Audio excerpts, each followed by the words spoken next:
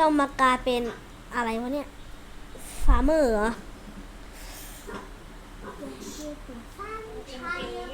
แต่งกิบฟงริงไม่จำเป็นเลยที่จำเป็นคือพวกสัตว์ต่างๆพวกไก่พวกวัวให้ตังค์เยอะมากมากเลย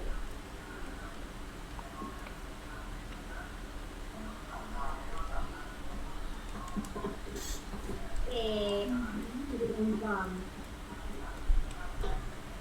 เอเอเก็บเรียบร้อยพอเก็บเงินได้ครบแล้วก็เอาพืชไปขาย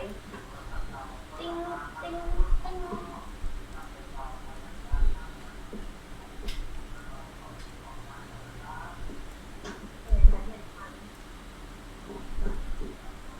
แล้วผลิตภัณฑ์เอาไปแลกไข่ไก่ได้ไหม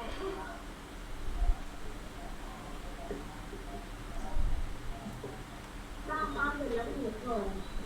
คงไม่รับไก่แผ่นพังอ่ะเขารับแต่เก็บผักเยอะ จากนั้นก็รอ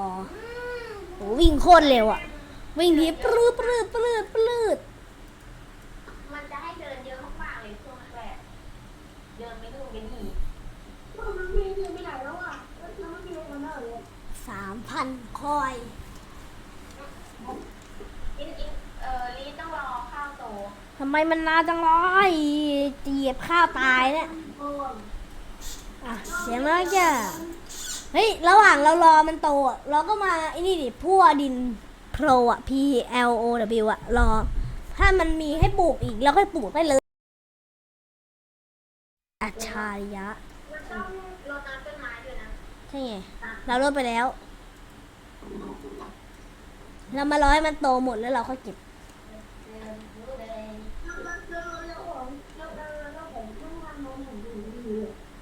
แต่พอ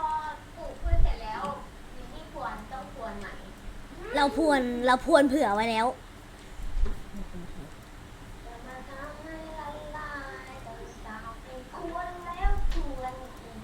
อย่าไปคิดที่จะหยุดเพราะต้องพรวนแล้วพรวนต่อแล้วเราก็ให้ไปที่เมืองมันไม่มีวิธีที่จะควรได้เร็วกว่านี้เลยเหรอต้องซื้อพรวนใหม่เปล่าต้องซื้อพรวนอะไรเหรอพรวนนี่ไงตอนนี้สิ่งที่คือการควรดินไปเยอะๆแล้วอ้าวก็ปลูกมาปุ๊บแล้วก็ไปต่อเลยอ่ะแบ็กสมิธเนี่ยอัปเกรดทูมได้เนี่ยโหจะโคตรแพงเลยไปไหนอีกเนี่ยเอ้าไปทุกที่เลยคาเพนเทอร์ช็อป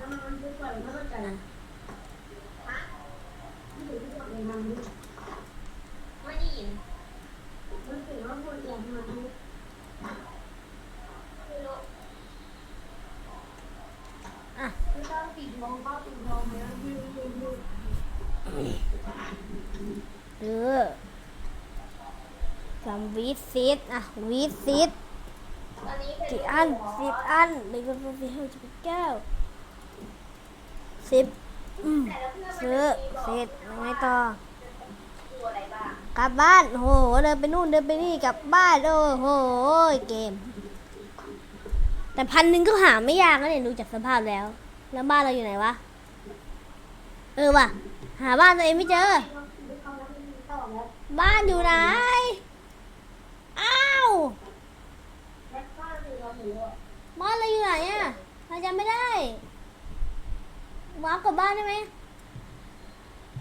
อีทลองดูออกมาไกลแล้วไงต่อๆแล้วมันจะมีคำว่ายัวฟาร์ม ไหนว่าอยู่ฟาร์มไม่เจอเลยหันซ้ายเฮ้ยวันนี้พรุ่งนี้เราเจอของพรุ่งนี้เนี่ยวันดี ดูไกลๆแล้วก็มองไปมองมามันจะมีคำว่ายัวฟาร์มอยู่ว้า forest lake ไม่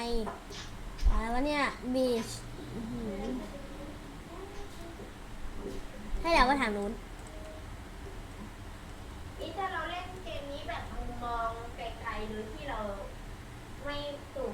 จะเป็น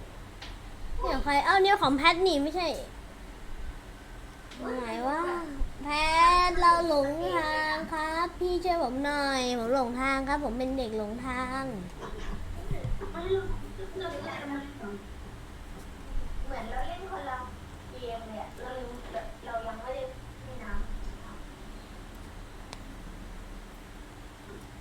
นี่เราจำไม่ได้ว่าบ้านเราอยู่ไหนอ่ะ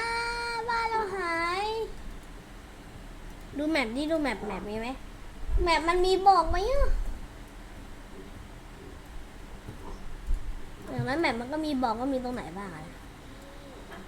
เดินแบบไป ำเหมือนเราเล่น นี่ไงนี่ไง เหมือนเราเล่นเกม นี่ไงเจอแล้วเทเลพอร์ตได้กำลังพูดเลยว่ามันเทเลพอร์ตได้ไม่ได้นี่หว่าก ดแบบไปที่บ้าน มันไม่เทเลพอร์ตให้ อ๋อนี่ไงกดคำว่าแบบแล้วกดไปที่บ้าน เอาเนี่ยกดโกโฮมว่ะเนี่ยโง่ตั้งนานไม่มีใครช่วยเลย แล้วถ้าเรากดตรงอื่นมันจะไปหรือเปล่า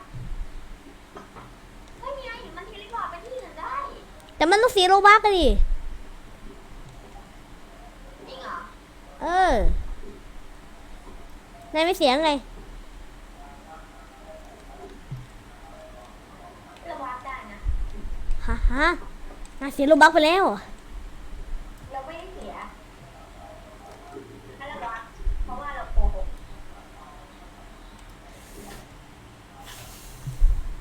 ตั้งไปดังเอาเปล่าเร่งเจอเปล่าเร่งเจอไม่รู้มีคนไม่ทำอะไรอ่ะเนี่ย ทุบหัวคนมั้งทุบหัวแพทเอาไว้ทุบหัวแพท จะเป็นได้โปรได้ยา Thank you for something Thank you for Lin ตั้งใจ Thank you for Ren ยัน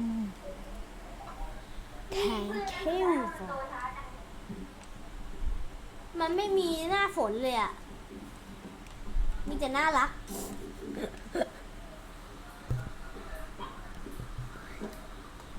มันบอกว่ามันคือถังขยะ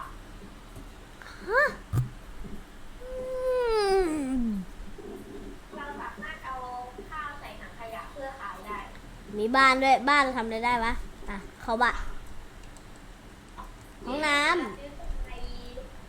นาย เราเห็นห้องนี้แล้วเราอยากสร้างเราอยากเล่นเกมสร้างบ้านแหละบิวโบสก็ดี ได้ยินไหมว่าเสียงใคร เสียงนายกประเทศ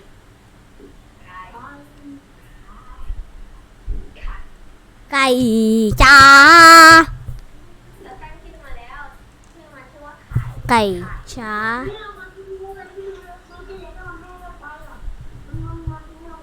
ไก่จ้าคิดถึงบ้านขึ้นมา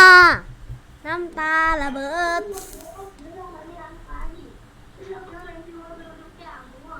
ซื้อทำไมอ่ะ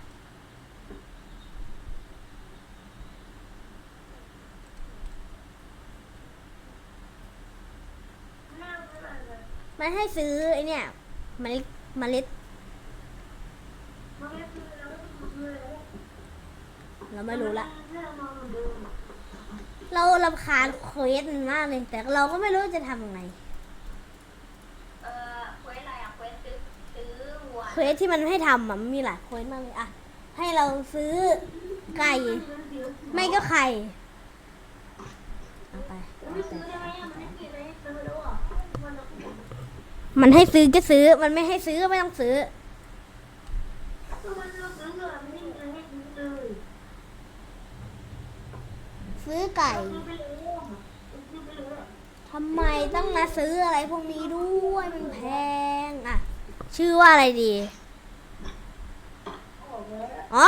ชื่อไก่แล้วจะตั้งชื่อว่าแมว มันคือแมว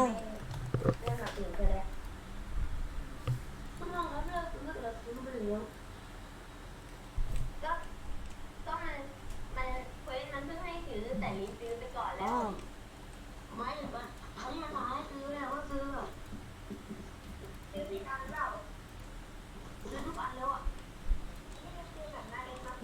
มันจะชื่อไก่เราจะติดไหมวะ นี่เนี่ย โกห น่าก เล่นมากเลยแต่เต็มแล้วอ่ะ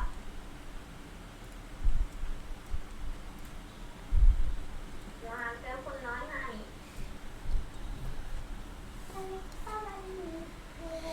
ลิมิตูอิท for you นี่ทุกคนจะมา เนี่ยทำเควสไม่เห็นได้เลยมันไม่เห็นให้เราเลยอะไรหรอกมัน ทุกคนจะมาเร็ว Let me do it for you เราจะเล่นไม่ตามเควสละเควสนั้นเล่นไม่รู้เรื่อง มันบังคับเลือกทีสิ่งนี้ด้วยเลือกตัว เราก็ไม่รู้เราจะทำอะไรแบบมันน่าเบื่ออยากเล่นแบบที่มันมีอะไรทำอ่ะมันนะแค่เดินไปเดินมาเนี่ยมันไม่มีอะไรให้ด้วยเล่นวีโอโบไหมเล่นไหมเล่นไหมเล่นไหมเล่นมันบอกให้เราซื้อวัวแล้วดูเงินซื้อยังไงว่า 3,000 บาทเอาเงินมาจากไหนอ่ะอันนี้วัวเราตั้งชื่อว่า Rush โม หรออะไรอะไร แต่งเกมผมซ้อนชบาแต่งเกมผม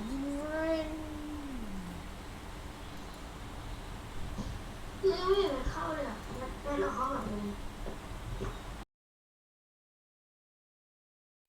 มันให้เราเสียวัว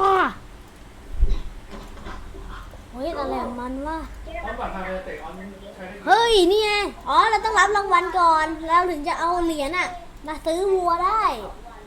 อ๋อเนี่ย อะไรเหรอ เสร็จแล้วใช่ไหมพอเรามีตังค์เราก็มาซื้อวัว ซื้ออินเทอร์เน็ตวัน21 ชั่วโมง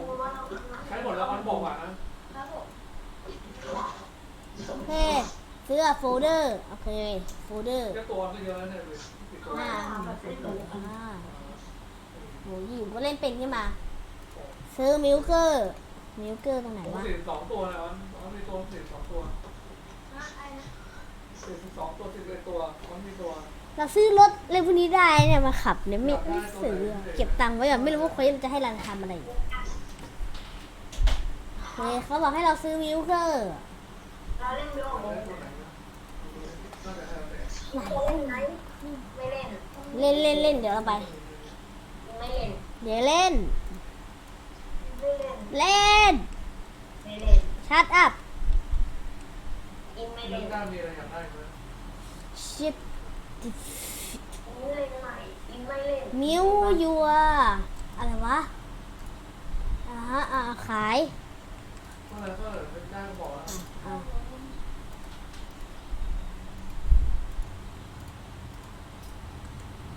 ชิปเอาสวีท ไม่ก็รวมแล้วเราต้องหาทั้งหมด ไหนว่าชิปเอาพอแล้วแบบนี้ ใครที่ชอบคลิปนี้อย่าลืมกดไลค์แชร์ซับสไครต์คลิปต่อไปไปได้เล่นตามบ๊ายบาย